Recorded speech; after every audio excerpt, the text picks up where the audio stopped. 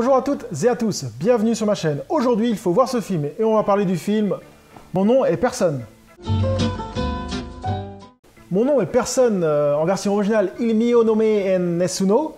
Ce film est un western spaghetti de Tonino Valeri sorti en 1973.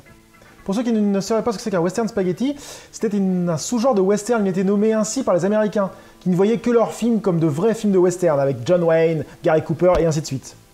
Donc le terme spaghetti est resté dans les mœurs. Donc le terme spaghetti est vraiment très péjoratif, hein, sauf que Sergio Leone est arrivé dans le monde du cinéma avec ses westerns spaghetti, et là les Américains ont fait waouh, entre Il était une fois dans l'Ouest, Bon la brute et le truand, ils ont tous retourné leur veste, mais malheureusement le terme western spaghetti est resté. Une petite chose à savoir, le titre de ce film est tiré de l'Odyssée d'Ulysse. Il fait référence au combat entre Ulysse et le Cyclope, où Ulysse dit au Cyclope « Mon nom est personne ». C'est de là que vient le titre du film. Donc comme je disais, le film a été réalisé par Tonino Valeri, qui est en fait le bras droit de Sergio Leone. Car Tonino avait participé en tant qu'assistant réalisateur avec Sergio Leone au film pour une poignée de dollars et pour quelques dollars de plus. Donc suite à ces deux films, Tonino voulait être carrément un réalisateur autonome. Mais malgré cela, il demanda quand même l'aide de son ami Sergio Leone, pour qu'il l'aide à réaliser un bon film de western. Mais malheureusement, il y a eu pas mal de complications au niveau de la réalisation de ce film. Que ce soit aussi bien au niveau de la promotion ou au niveau du tournage des scènes.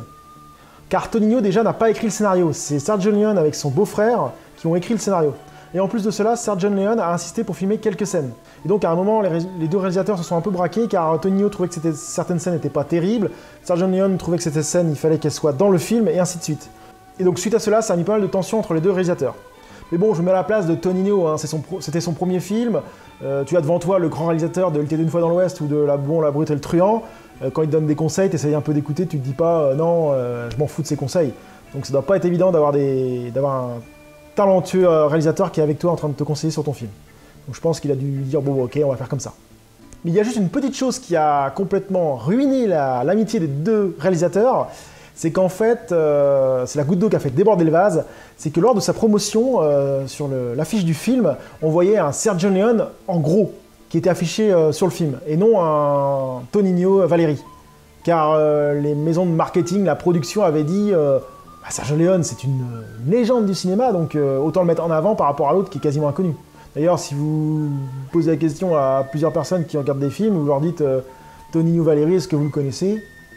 Ils vont vous faire bah non, pas vraiment. Sergio Leone, bah oui, Sergio Leone, ça me dit quelque chose, il a pas fait des westerns lui. Enfin, voilà, je comprends quand même les marketineurs, si on peut appeler ça comme ça, qui ont mis en avant Sergio Leone pour vendre plus de place et faire plus la promotion du film. Mais bon, c'est quand même un peu dégueulasse pour Tonino Valeri qui s'était quand même investi dans ce film. Mais bon, la loi du businessman. Je veux revenir aussi sur une petite chose, ce film n'a pas eu de suite, hein, bien que j'ai vu pas mal de personnes sur des forums ou sur internet qui parlaient d'une suite. Il n'y en a jamais vraiment eu. Il peut y avoir une petite confusion par contre car les promoteurs et le marketing, encore le marketing, lors de la sortie du film Un génie des associés, une cloche, qui était produit par Sergio Leone aussi, on a cru que c'était la suite de Mon nom est personne. Pour plusieurs raisons déjà. Déjà il y avait Terence Hill encore dans le film, et il avait un peu le même style que le héros de Mon nom est personne. Et la deuxième chose qui a encore plus embrouillé le public, c'était les titres des films. Car dans certains pays, comme par exemple en Allemagne, le titre du film c'est Nobody is there grown. Alors ça se traduit Personne n'est plus grand.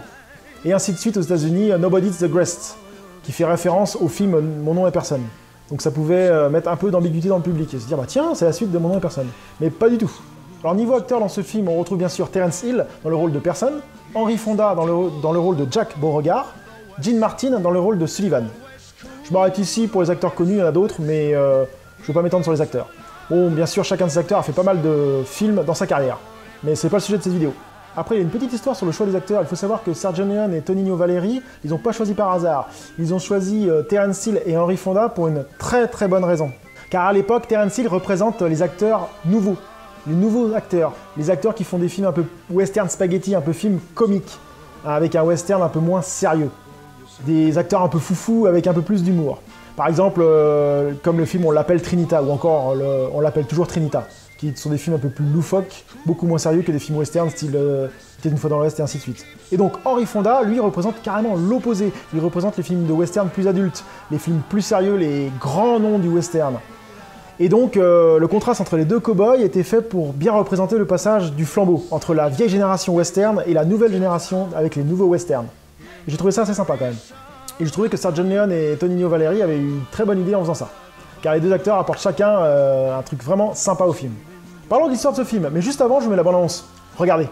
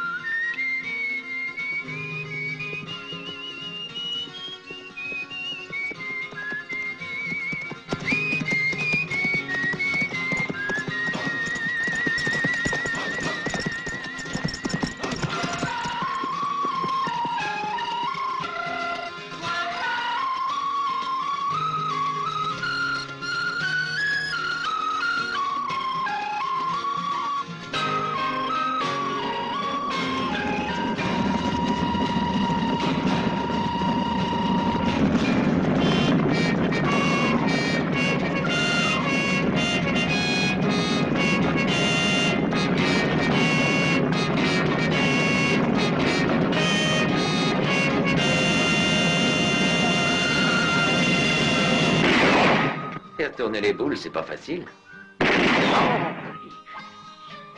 On se retrouve, toi et moi, face à face. Eh non.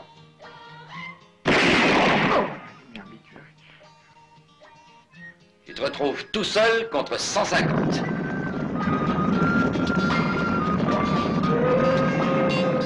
Tu peux être sûr qu'il aura 150 types accrochés à ses fesses. Ce garçon va rentrer dans un merdier. C'est dans la légende qu'il va rentrer.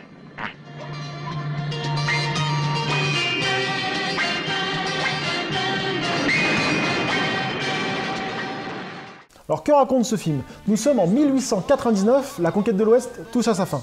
Un cow-boy du nom de Jack Beauregard, alias Henry Fonda, est un cow-boy reconnu comme étant le plus rapide de l'Ouest. Et tous les truands veulent sa mort, pour réussir à graver leur nom dans l'histoire, et en se disant « c'est moi qui aurais tué ce pistolero de légende ». Et donc Jack Beauregard commence un peu à en avoir marre, il veut raccrocher les pistolets, il veut partir du pays.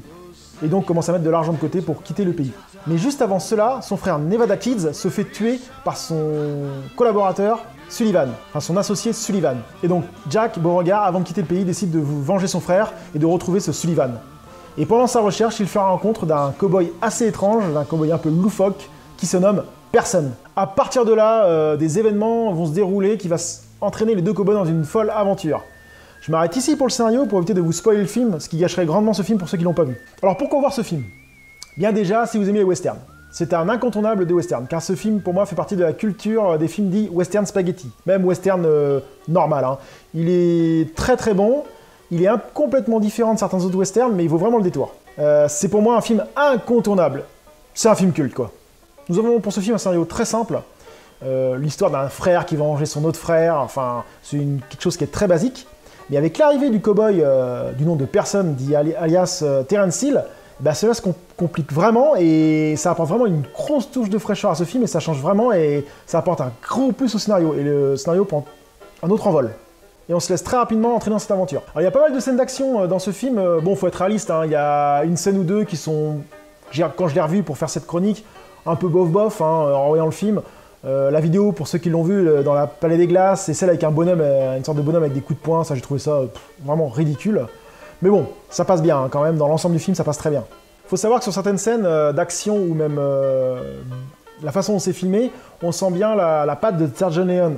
Sur certaines scènes, la façon que ça s'est amené, les dialogues, enfin on sent bien qu'il a mis sa patte à ce film et j'ai trouvé ça vraiment sympa aussi. Bah, niveau acteur, bon j'ai vraiment rien à dire, Henry Fonda joue comme d'habitude à la perfection, Terence Hill, bon, lui il excelle dans son rôle, hein, il joue trop bien le cow-boy un peu teubé, qui fait que des conneries, mais qui au final est un cow-boy très très redoutable, et le tout sur des décors magnifiques, enfin tout ça est vraiment bien mené, et bien sûr sur une musique typique des films de western. Car cette musique est une vraie claque auditive. Hein. La musique d'Ennio Morricone, enfin voilà, c'est rien que la soundtrack du film est juste énorme. Hein. C'est une putain de claque auditive, comme je disais. C'est des scènes basiques, grâce à cette musique, se transforment en des scènes épiques, des scènes mythiques du cinéma ou de western.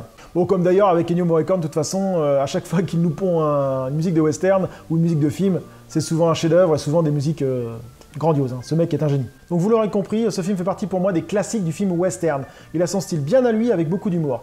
Sans trop vous spoiler, rien que la scène avec les verres où il enchaîne les verres, il tire, Ou la scène avec la claque, enfin ces scènes-là, elles sont juste mythiques, hein, et c'est une scène parmi tant d'autres. Enfin, c'est fait avec gag, avec humour, c'est énorme.